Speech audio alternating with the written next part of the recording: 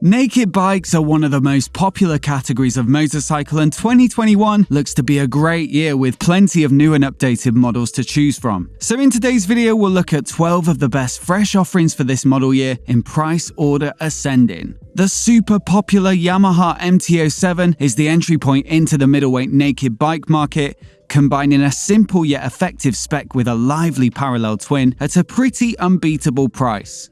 For 2021, there's been a visual rework with a new front end looking particularly modern and perhaps a little divisive. There's also LED lighting all round, a revised LCD dash, wider handlebars for better comfort, larger front discs for more stopping power, Michelin Row 5 tyres for more grip, and the engine has been cleaned up to meet Euro 5 emissions regulations. It's not a massive overhaul, but probably enough to keep the MT competitive, especially when you consider that its closest rivals have had even less substantial updates. The Revy inline 4-powered Honda CB650R got a minor restyling, slightly improved forks, and a new angle to the LCD dash, which was previously hard to read in bright conditions. The Kawasaki Z650 just got some new paint jobs, although it was updated in 2020 with a TFT dash and phone connectivity. So perhaps the MT09's most serious competitor is the new Triumph Trident 660, and there's no surprise that it made it onto this list as I recently bought one. It's now the most affordable bike in the Triumph range, starting at £7,195, and they were pretty explicit that they were going after the bikes we've just mentioned above. But Triumph reckon that their inline triple engine gives the Trident a unique advantage in the market, with a balance of low-end torque and top-end rush that makes it the perfect all-rounder. 80 horsepower peak is pretty competitive, as are the torque figures, and a wet weight of 189 kilograms makes for an easy bike to handle. Suspension and brakes are also well spec'd, but for me it's the finish and tech that set this bike apart from the competition. LED lighting all round, self-cancelling indicators, a proper good dash, and the option to upgrade to a Bluetooth connectivity module all combine for a riding experience that feels much more premium than the price would suggest. So far, I've been absolutely loving my time with it, and there'll be plenty more content to come, so make sure you subscribe if you're not already. That said, if you want a triple but with a bit more of a kick, then it's not that far up in price to the MT09's bigger sibling, the MT09. At 889cc and 117 horsepower, it's a big jump up from those smaller capacity bikes, but at £8,999, it's not a huge stretch on the wallet. The rest of the bike looks good value too, with some 2021 updates including a new frame, which is lighter and more rigid, lighter spin-forged wheels, a new radial master cylinder for the front brake, more torque from the engine produced lower down, and a massive overhaul to the electronics, including a new TFT dash and a suite of lean-sensitive rider aids that Yamaha say have trickled down from their R1M superbike. The only sticking point could be the looks, with an even more divisive aesthetic than the MT09. Personally, I think that people will get used to it, as with most challenging new designs, but let me know what you think of it down in the comments below. Off the back of the MT09 update, a new SP version was also announced, with a dedicated SP paint job, an Öhlins rear shock and upgraded KYB forks, cruise control, and some premium finishing details. This one comes in at £10,199. Last year, KTM launched the 890 Ducati, which is their top spec middleweight road bike, and I absolutely loved it.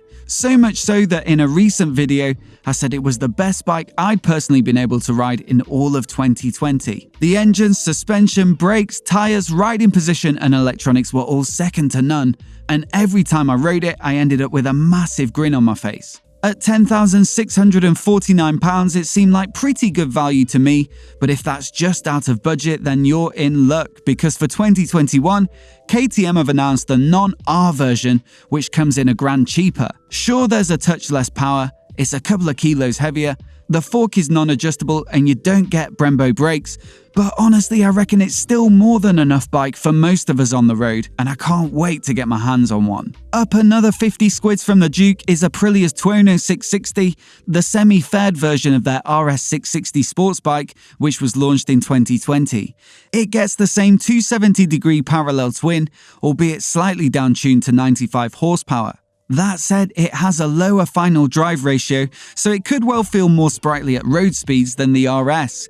It also has its own fork settings, and much wider, higher bars, but otherwise it's pretty much the same bike. The stunning bodywork is wrapped around an aluminium twin beam frame, adjustable suspension comes from KYB, brakes are from Brembo, and the electronics are pretty good as well, with the 6-axis IMU for lean sensitive rider aids, cornering headlights, and there's an up and down quick shifter too. It's certainly not the most powerful bike at this price point, but so far the reviews of the RS660 have been pretty spectacular, with many claiming that it's the ideal sports bike for the road, so I can't really see the Tuono being any different. Now, the Ducati Monster is one of the most iconic naked bikes ever built, but for 2021 it had a massive redesign with some brave changes that take it in a new direction. Every Monster that went before had used a steel trellis frame, which was a signature design feature and a huge part of its exotic yet accessible appeal. But Ducati have sought to shed some weight off the Monster to keep it competitive with the likes of the 890 Ducar, and as such they've ditched the heavy trellis in favour of using the engine for the majority of the bike's structure and bolting a front frame, subframe and swing arm to it like they do on their Panigale superbikes. Elsewhere there's been a bump in capacity and torque, a complete overhaul of the riding position, and the electronics package has been brought up to date with a 4.3-inch TFT dash, lean-sensitive rider aids, and an up-and-down quick shifter. But the big story remains that they've managed to shed 14.5 kilograms off the dry weight, with a 4.5 kilogram saving coming from that frame change. Personally, I think it's worth it for a much sharper bike, but let me know what you think down in the comments below. It's from here on up that we start getting into the big power figures, starting with Honda's CB1000R, which puts out 143 horsepower at 10,500 RPM and 104 Nm of peak torque at 8,250. The 998cc inline-4 gets Euro 5 approval, but otherwise remains unchanged, as does the chassis, hardware and riding modes.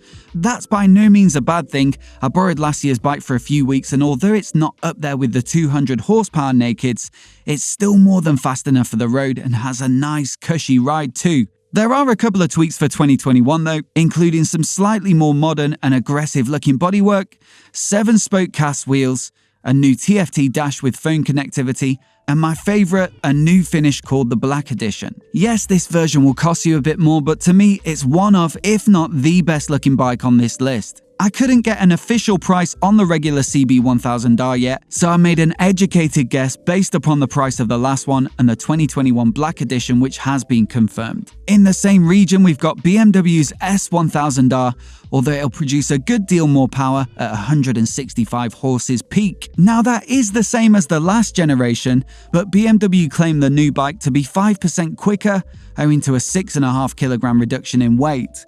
Some of this has come from the new flex frame design carried over from their S1000RR sports bike, which puts more of the load on the engine.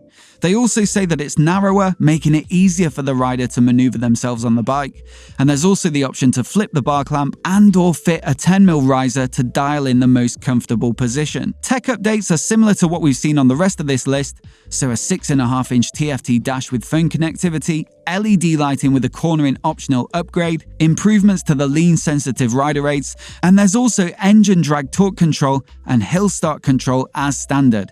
It's all wrapped up in a new styling package that looks pretty good to me, especially in the sporty M package. You may have noticed that this list so far has been exclusively European and Japanese, but that's because we don't get many naked bikes from elsewhere. But Indian appear to be leaning into it with an update to their FTR lineup that moves away from its flat tracker roots and more towards a naked sports bike. Gone are the awkwardly sized tracker wheels in favour of regular 17 inches, which makes for a far better selection of road tyres. Suspension travel has been dropped a little, as has the seat height. The bars have been narrowed by 40mm, and a steeper rake angle sharpens up the handling, all of which should make for a better bike on tarmac.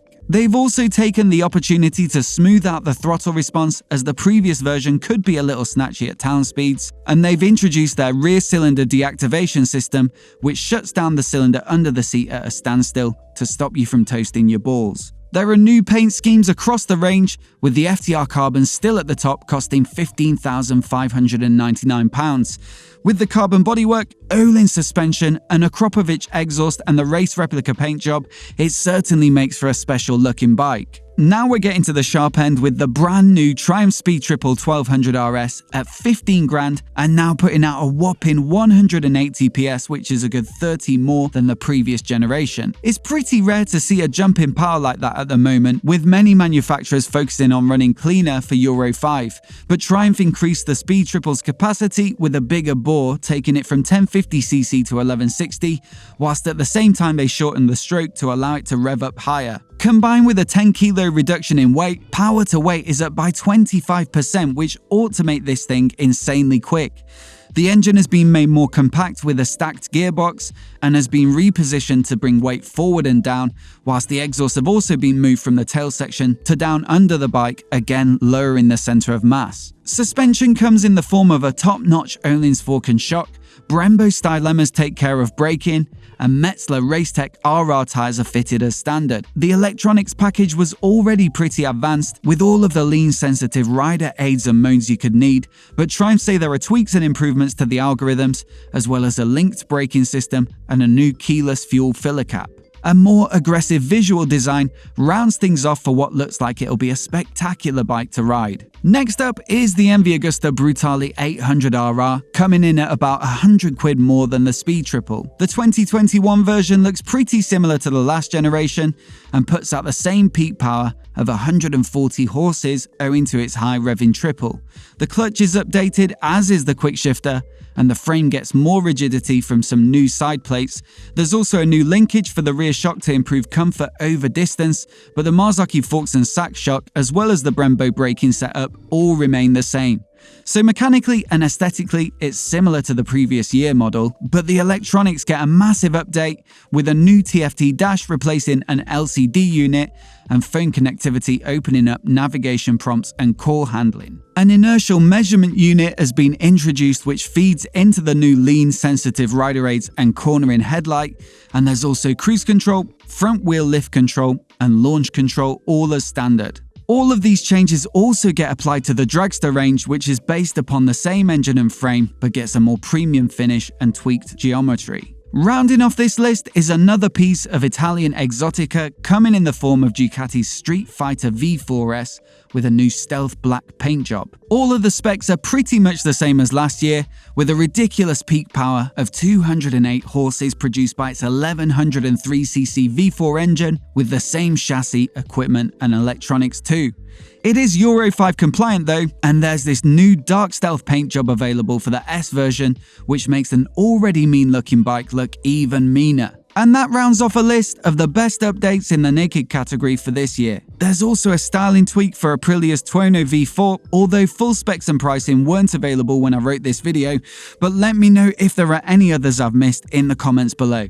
I'd also love to hear which one you'd pick from the list if money were no object, and if you're new here and you want to see more videos like this, hit subscribe and I'll catch you next time.